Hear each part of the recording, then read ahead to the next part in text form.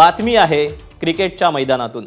मुंबईनं पहिल्या डावातल्या 36 धावांच्या आघाडीच्या जोरावर बडोद्याला हरवून आज रणजी करंडकाच्या उपांत्य फेरीत धडक मारली। या सामन्यात मुंबईच्या 10व्या आणि 11व्या क्रमांकाच्या फलंदाजांनी बडोद्याचे चक्क 12 वाजवले।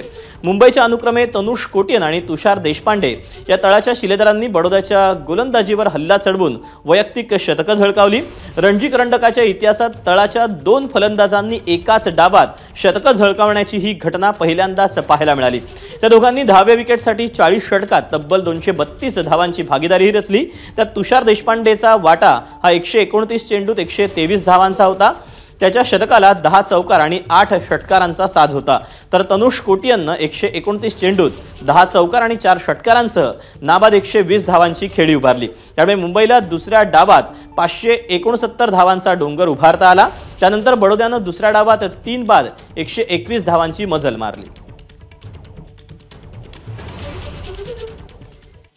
मुंबईच्या तनुष कोटियन आणि तुषार देशपांडे या तळाच्या फलंदाजांच्या भीमक पराक्रमावर एक नजर टाकूया ग्राफिक्सच्या माध्यमातून।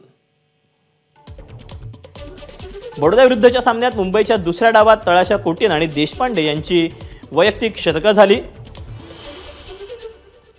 रणजीच्या इतिहासात तळाच्या 2 फलंदाजांनी पहिल्यांदाच एका डावात शतकं झळकावली। तनुष कोटियन आणि तुषार देशपांडे आता चंदू सरवटे आणि सुटे बॅनर्जींच्या पंक्तीत दाखल झाले आहेत।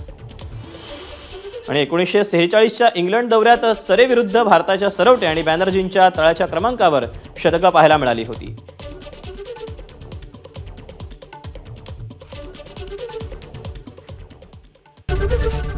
एबीपी माझा, उघडा डोळे बघा नीट।